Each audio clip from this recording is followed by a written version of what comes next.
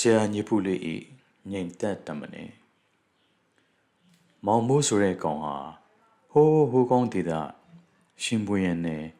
တောခွန်ကောင်တစ်တော်ဝါတော်ကျင်တော်ရတဲ့မွေးတဲ့တောသားလေးပါသူ့ကိုအဲ့ဒီဒေတာလာပြီးကျင်လာခုတ်ကြတဲ့နန်းခုတ်ရသားတွေကသူ့အမေမရှိခိုက်ဝုံတိုက်ထဲကနေခိုးယူလာကြတယ်သူတို့ရဲ့ကျင်ခို့စခန်းမှာ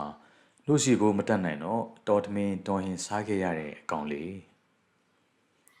ကျင်ခုတ်လူသားတွေကိုကြီးကြဲရတဲ့ဓာကောင်ဖြစ်သူကဝင်ချီလိုချင်လို့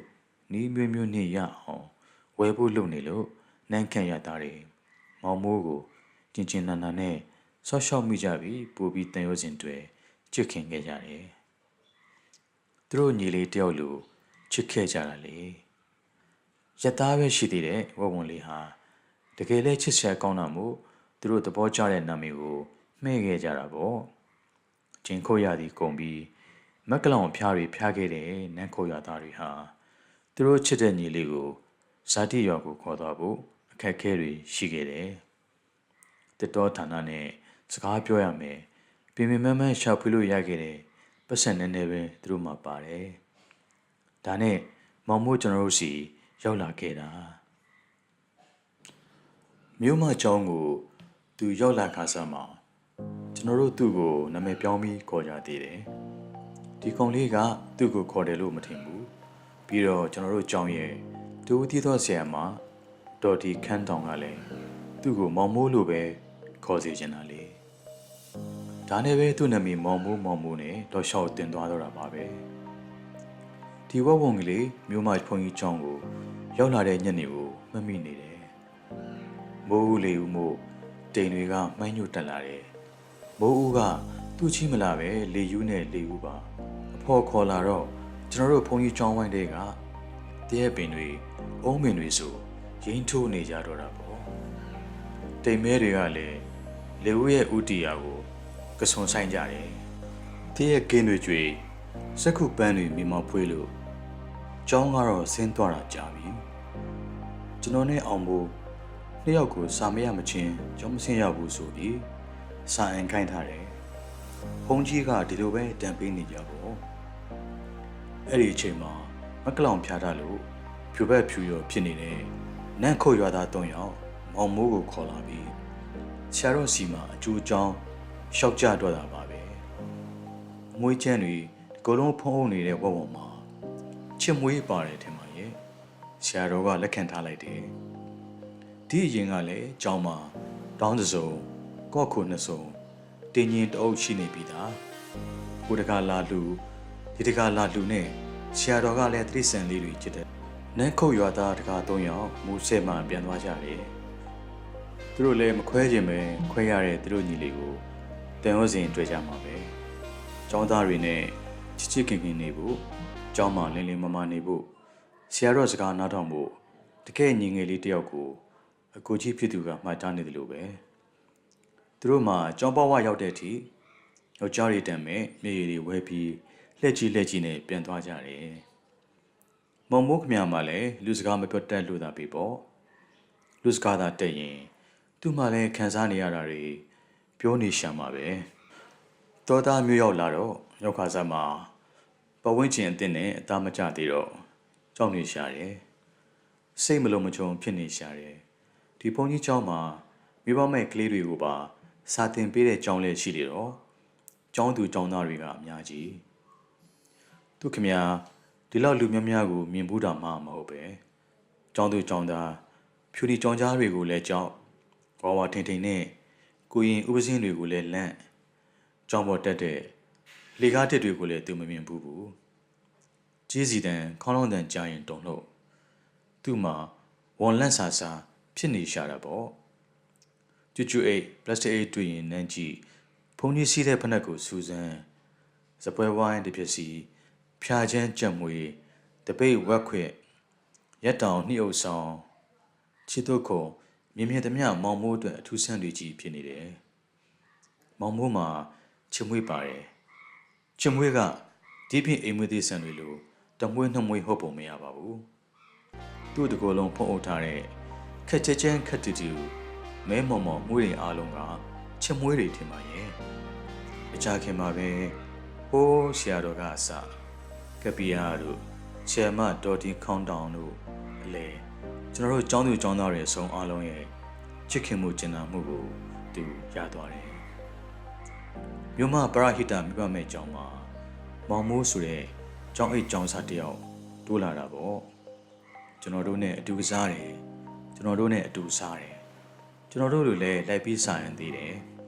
ဘောပုံလေးတကောင်စားအန်နေဆိုတာဘူရာတန်းကလေးတွေနောက်နားမှာဝင်ထိုင်ပြီးကျောင်းသူကျောင်းသားတွေအော်ဟစ်နေတာကိုသူငေးမော့နေရှာတာပါကျောင်းတင်ဘုံကိုကြည့်လိုက်လမ်းလျှောက်နေတဲ့ဆီယမ်မကိုငေးလိုက်စားအန်နေကြတဲ့ကျောင်းသူကျောင်းသားတွေကိုကြည့်လိုက်လုံနေရှာတယ်သူကဆီယမ်မဒေါ်တီခန်းတောင်ရဲ့စကားကိုတော့နားထောင်တယ်ဆီယမ်မကမောင်မိုးညီညီနေလို့အတန်းထိပ်ကနေလှမ်းអော်ရင်သူဘယ်မှမသွားတော့ဘူးကျမ်းပေါ်ပင်နဲ့ချနေတော့တာပါပဲဝဝွန်ငိမ့်နေဆိုတာမြောက်လောက်တာမစော့တာနှာခေါင်းကုတ်ခေါင်းကုတ်စပူချောင်းကလွင့်ပါလာတဲ့ဟင်းနဲ့ကျွေးနှံကိုနှာခေါင်းပွားချီရှုံချီနဲ့ထိုင်ရမထလို့ရင်အနှံ့ကန်လိုက်နှကန်းကိုရှာနဲ့တက်လိုက်လုံနေတတ်တယ်အဲ့ဒီအချိန်မှာဆီယမ်မကကျောင်းသားတွေအာယုံဆိုင်အောင်ကြောက်တင်ပုံးကိုကျင်လုံးနဲ့ဖြန်းနဲ့မြေအောင်ရိုက်လိုက်ရင်ကျောင်းသားတွေနေသူရှောင်ရင်းနေတဲ့မောင်မိုးလဲကျင်လုံးတန်ကိုလန့်သွားတတ်တယ်။တောကြီးမြမဲထဲမှာတောငှက်ငပြောသည်တိဥတိဖို့ပြလက်ဖို့ပြားရည်ပဲစားမယ်မောင်မိုးဟာသူ့အကူကြီးတွေနဲ့အတူနေတော့ကမစားရတဲ့အစားအစာတွေဒီမှအဆုံစားရတယ်။ကျွန်းခေါက်ဆွဲစံခေါက်ဆွဲလဲသူစားတယ်။ပေါက်စီနံပြား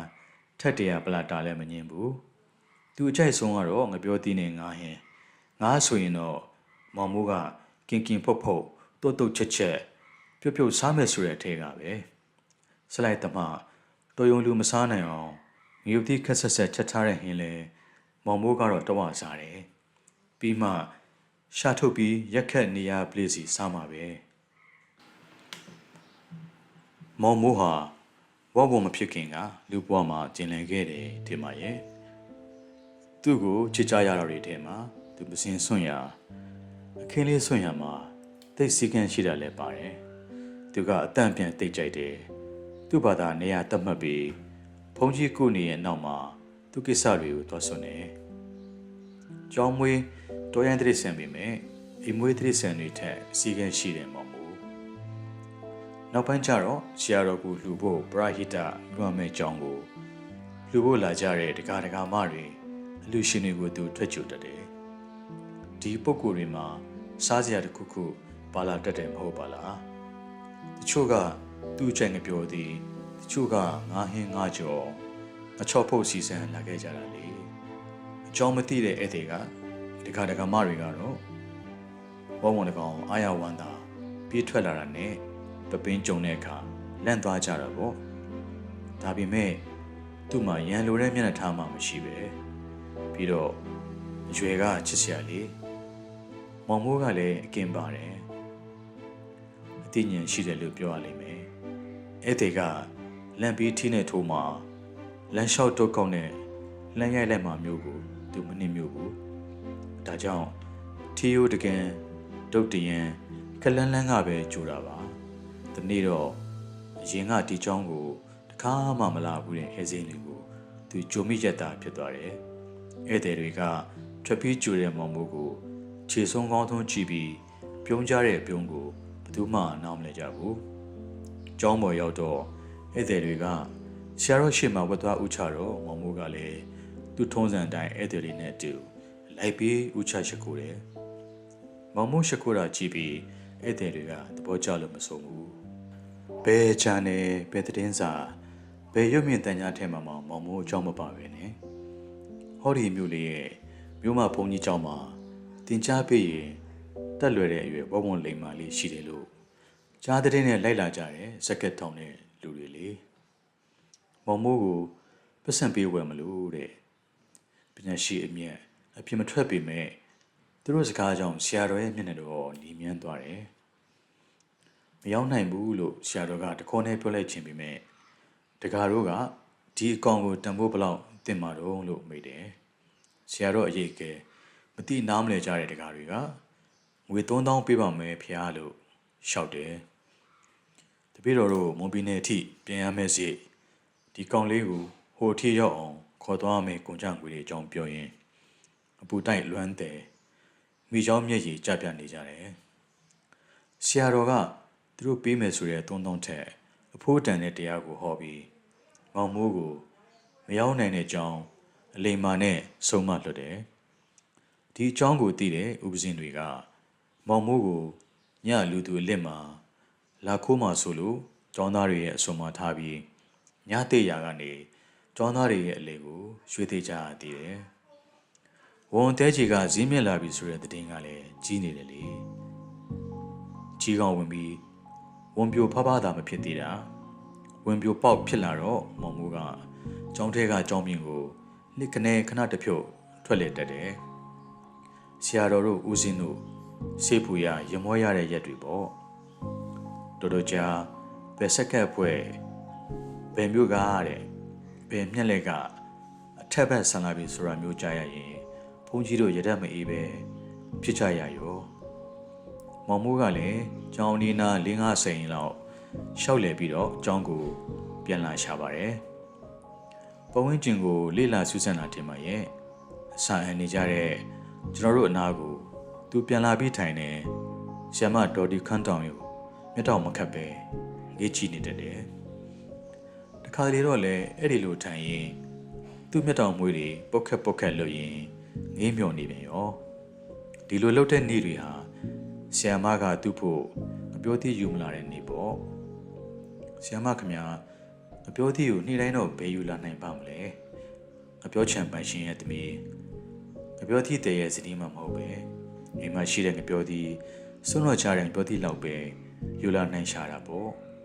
သူခမတလကိုဆန်းဆဲပြီးနဲ့မြို့ပေါ်ကြောင့်ဈေးလေးရလို့စာလာတင်နေရတယ်လောအပေးဆရာမတမဟုတ်ပါလားသူ့ရဲ့ရှုံးကြည်ပွားကြီးလုံနေတဲ့နှာခေါင်းကသူ့ခြေထောက်တွေကိုဒေါ်ချီဘူးရဲ့အိမ်ကမြို့ပေါ်ကြောင့်ကိုခေါ်သွားတယ်ဘုန်းကြီးကျောင်းတဲ့နီနီရုံးနဲ့နီးနီးနေတဲ့ဒေါ်ကြည်ဘူးရုံမှာသူ့ဘောပင်လော့ကြမောင်မိုးသူ့မိဖို့ကြောင့်နဲ့ခြေတလန်းစဝင်ဖြစ်မှာပေါ့တပေးအိမ်တွေကလည်းကိုလုံးနဲ့ကိုလုံများဆင်များနေကြချိန်မှာမောင်မိုးဝင်သွားတာကိုမမြင်လိုက်ကြဘူးဒဲအိုးလက်တန်လည်းမကြဘူးညနေရုံးဆင်းလို့မိသားစုစုံစုံညီညီညစာဆောက်ရမယ့်အလုပ်မှာညစာချန်ထားတဲ့ငပတ်ချက်ကမောင်မိုးပတ်ဖြစ်သွားပြီအိမ်နီးနားချင်းတွေကဒီကောင်ထွက်သွားမှတော့ချောပြင်ပဲလှမ်းမြင်လိုက်ရတာဒေါ်ချီဘူးကစိတ်မဆိုးတဲ့အပြင်ရေချင်းစစ်ဆောင်ပေါ်မိသေးတယ်နားဝင်းကျင်အိမ်တွေကလည်းမမိုးလာတယ်လို့ပြောကြတာဟုတ်လားဒေါ်ချီဘူးတို့မိသားစုကနောက်ထပ်ဟင်းတစ်ခွက်ထက်ချက်ဖို့လည်းမခက်ခဲဘူးမချက်ချင်ရင်လည်းဆိုင်မှာဟင်းတစ်ခွက်ဝယ်စားနိုင်တယ်လေကိုကျော်မြင့်ဆက်သွယ်ရေးရုံးသွားမခင်ပူဈေးမှာဆိုင်ခင်းနေတော့ကြက်သားကျော်နဲ့ငရင်ကျော်နှစ်ဘက်ကမှငရင်ကျော်တွေကြီးစားသားပြန်ရောဒေါ်ကြီးဘူးရဲ့ကပတ်ချက်ကိုမောင်မိုးဝင်တွေ့ပြီး9ရက်အကြာမှာပေါ့ကိုကျော်မြင့်ရောမခင်ပူပါအပင်ပေါ်မှာမှဲ့နေတဲ့ဒီမော်တီကြီးတွေနားမှာချထားတဲ့အပြောဖီးတွေပဲရံမမှုတာကိုကျေးဇူးတင်ကြသေးတယ်ဒေါ်ချီဘူးလိုပဲဆရာတော်စီကိုသူတို့လာမလျှောက်ထားကြဘူးသူတို့ဇနီးမောင်နှံကဘာရင်နဲ့မဆိုစားနိုင်တယ်လေကုသိုလ်ရတဲ့လို့တောင်မှထင်ကြတဲ့လင်မယားသူတို့လည်းမောင်မိုးကိုချစ်ချခင်ကြတယ်ငပြောခိုင်ခုတ်ပြီးရင်ဘုန်းကြီးတွေဖုံးပေးရအောင်မောင်မိုးလည်းစားရအောင်မြို့မကျောင်းကိုလာလူကြမယ်လို့တိုင်ပင်ထားကြတဲ့လင်မယားနောက်နေ့ရဲ့အကြံမှာတော့ဒေါ်ကော့မအိမ်ကနှစ်ခုတွေမောင်မိုးလက်ချက်မိသွားတယ်သူခင်ဗျာသားသမီး3ယောက်နဲ့ဒီနေ့မှကျောင်းပိတ်ရက်မှုတာကြီးကွန်ပြရာကနေရတဲ့ငခုငကြီးတွေကိုတခါတလေစားရတာပါလေဆိုပြီးစီလေးပြလေးနဲ့ဆူဆူဖက်ဖက်လေးချက်ထားရှာတာလူကြီးတယောက်နဲ့ကလေး3ဥစားကိုမလီရောလားကလေးတွေအင်ရှိမှကစားနေတော့မောင်မိုးနောက်ဖေးကနေလှည့်ဝင်သွားတာဝုံဝုံဆိုတော့မဆိုးမအင်းရင်လို့လည်းပဲတိလိမ့်မတော့သူတိတာငညီနဲ့ ငါဟင်းနဲ့ငါရတာကိုပဲတည်တာတော့ကို့မိုင်ကတော့ဆရာတည်အောင်လာလျှောက်ထားတယ်တကမှကို့မိုင်ကျင်းတဲ့အောင်ဆရာတော်ကနှစ်သိရင်စံနှစ်ပီနဲ့ကြက်သွနီခန်းချင်းတီးတွေဆွန့်လိုက်တယ်မြို့မကျောင်းဆရာတော်ဦးဓမ္မကကဘာကြီးနေ့တိုင်းဘာတွေဖြစ်နေတယ်လဲစာယောဂအကြောင်းပါလက်စတိုင်းအစ္စရေးပြည်ထနာအီရတ်အဖြစ်ခက်မွန်တိုင်းတဲ့ငလျင်တဲ့ရွေးကောက်ပွဲအနိုင်ရှုံးအားလုံးကိုရေဒီယိုကသစင်သူတည်နေတယ်သူသတင်းသုံးတဲ့မြို့ကလေးဘာတွေဖြစ်နေလဲဆိုတာလဲဆရာတော်ကတည်နေတာပဲတော်ကြီးဘူးအိမ်နဲ့ကိုကျော်မြင့်တို့အိမ်မောင်မိုးဝင်လာလဲရေဒီယိုကမလာပြီမဲ့ဝန်တဲ့လူချင်းဆောင်တက်တာပဲမဟုတ်လားဒီပုံတိုင်းလွှတ်ထားလို့တော့မဖြစ်တော့ဘူးတော်ချာဒီထက်ပိုအတင့်ရေးလိုက်ရင်မောင်မိုးရဲ့အသက်အန္တရာယ်စိုးရင်ရတယ်လို့ဆရာတော်ကစဉ်းစားမိတယ်မဖြစ်တင်တာတွေမဖြစ်စေချင်ဘူးမောင်မိုးကိုဆုံးမတဲ့အနေနဲ့သူငငယ်ရောက်ခါစားကအိတ်ခဲ့တဲ့လောင်ရင်လေးထဲမှာထည့်ထားဖို့ဆရာတော်ကမိန့်တယ်မောင်မိုးကိုကျွန်တော်တို့ပဲလောင်ရင်ထဲချုံမော့ပြီးထည့်ကြရတာလေလူလောင်နင်းနေတက်နေမှာတော့သူ့ကိုလောင်ရင်ထဲထည့်ထားမယ်ဆိုတာလေသူကသိနေပြီလေသူမဝင်ကျင်တော့ဘူးဝိလေချောင်ဘက်နဲ့ပြေဆောင်းဆောင်းရှူတူတူလုံနေတယ်လာညီလေးလာသူကမလာဘူးမောင်မိုးကလိမ်ပါတယ်လာကိုနာလာဘလို့ချော့လို့မှမရဘူးသူကြောက်ချစ်တဲ့ဥပစင်းဖြူရှိတယ်ဥပစင်းဖြူကိုတွားလျှောက်ကြတော့မှဥပစင်းဖြူကဟောကောင်မောင်မို့ဝင်ဘူးလားဝင်မလားအာလို့တန်တစ်ချက်တည်းငေါက်လိုက်ရတယ်မြစ်တောင်လေးပုတ်ခက်လို့ရင်ဥပစင်းကိုလက်ကြည့်နဲ့ကျွန်တော်တို့ကိုအားကိုးမျှော်လေးနဲ့ကြည်ရင်လောင်အင်းလေးထဲကိုဝင်သွားရတယ်သူ့အချီတွေကရင်ထဲမချီစရာပါကျွန်တော်ကိုပြေးလောင်ကြတော့မှလား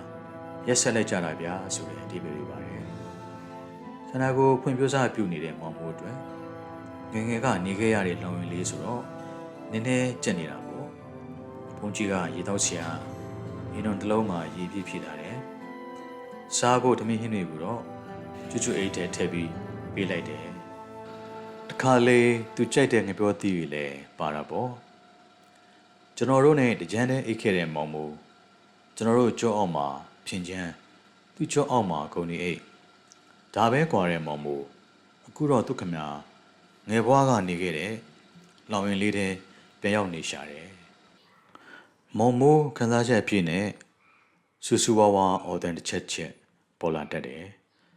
ကျွန်တော်တို့တော်တော်နဲ့အိတ်မပြောကြဘူးစီလန်မချမ်းမသာနဲ့ဖြစ်ကျော်ခဲ့ကြရတဲ့ညတွေပေါ့မနေ့ကျွန်တော်တို့ထမင်းချမ်းစားမယ်လို့ကြတော့မောင်မိုးကိုအရင်ဆုံးသတိရမိတယ်သူ့အတွက်ချွတ်အိတ်နဲ့ထမင်းချမ်းနဲ့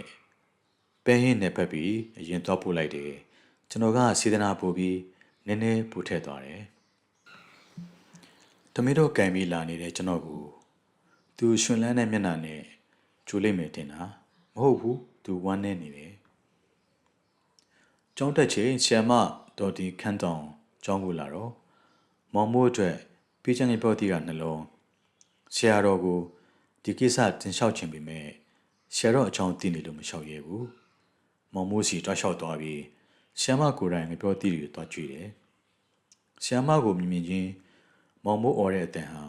ကျွန်တော်အားလုံးတစ်ခါမှမကြားဘူးတဲ့အတန်ပဲညတော့ကអော်တဲ့အတန်ထက်စူးတယ်လိုက်လဲဝန်းတဲ့တန်ဆွတ်ထားတယ်လို့ပဲဆီယမနဲ့လောင်တဲ့ဝဝွန်လို့ဘယ်သူကအရင်မျက်ရည်တွေဝဲကြတယ်မသိနိုင်ဘူးအဲ့ဒီနေ့ကကြောက်တဲ့ချိန်မှာမင်္ဂလာပါလို့တန်ပြန်ဩခဲ့ကြပြီမဲ့စာသင်ခန်းတွေဟာအသက်မဝင်မဲ့သစုံတစ်ခုလက်ဟာနေတယ်လို့ပဲဆရာတွေရောကျောင်းသားတွေပါစာသင်ရတာစိတ်မပါကြဘူးတကယ်တော့ကျွန်တော်တို့ရဲ့တငယ်ချင်းတယောက်ရော့နေတာမဟုတ်ပါလားနေမကောင်းလို့ခွင့်နိုင်ထားတဲ့ကျောင်းသားမဟုတ်တယ်လို့သူကကျွန်တော်တို့နဲ့အဝေးကြီးမှမဟုတ်ပဲကျွန်တော်တို့စာအန်တန်ကြားရင်သူဘယ်လိုခံစားနေရရှာမှာပါလဲကျွန်တော်ကတော့ခတူးတူးပဲစာအန်လိုက်တယ်မောင်မိုးကလည်းသူ့တငယ်ချင်းတွေစာသင်ပြတ်မှာစိုးလို့ထင်တယ်ဘာအတန်မှထပ်မပြုတ်ဘူးမောင်မိုးအတွက်စားကြတွေပုံမြဲပို့တယ်သူကြိုက်တဲ့ငါဟင်းကိုဥပစင်းဖြူကဖုံးမပြီးပဲမောင်မိုးကပိုကြိုက်တယ်ဆိုပြီးကိုယ်တိုင်နဲ့ဖက်ကြွေးသေးတယ်မောင်မိုးကိုချောတာတစ်မျိုးပေါ့ ဒါပေမဲ့အဲ့ဒီအချိန်မှာမောင်မိုးကဥပစင်းဖြူကိုကြည့်တဲ့ကြည့်ကတိတ်ထူဆန်းနေဒီအကြည့်ကိုဘယ်သူမှအတိတ်ပဲမဖွင့်တတ်ကြဘူးစူးစူးဝါးဝါအော်တန်ကြီးတစ်ချက်ပေါ်လာတယ်မောင်မိုးအော်လိုက်တာမဟုတ်ဘူးဆီယမ်မဒေါ်ဒီခန့်တောင်စူးစူးဝါးဝါအော်တန်ဟာတချောင်းလုံးထိတ်လန့်သွားတဲ့အပြင်ကျောင်းသားနေတဲ့အိမ်တွေကပါကြားကြရတယ်လောင်ရင်ချင်းလေးထဲမှာမောင်မိုးလဲချနေတာကိုဆီယမ်မအရင်ဆုံးတွေ့တာကျောင်းစင်ကြီးအိမ်မြန်ကန်လေးတွန်းထုတ်ဆက်တာတဲ့အခုတော့မောင်မိုးကအရင်ဥအောင်နှုတ်ဆက်သွားပြီအဲ့ဒီလိုလဲချနေတော့မှလောင်ရင်တောင်မှသူ့ကိုကြွေးထားတဲ့စားစံထုတ်တွေဟာ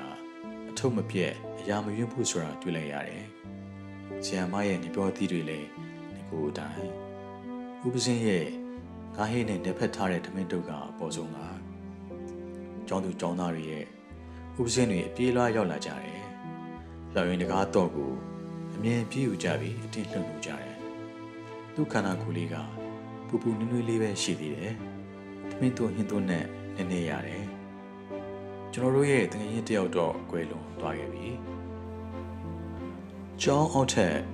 စူပေါင်းအိတ်ကြတဲ့နေရာစာတင်ကြတဲ့ဖြာချင်းပုံမှာပထမဆရာတော်ကြီးအထိမ့်မဲ့ကြောက်စားတိုင်းနာမှာကျောင်းအပေါက်ဝမှာ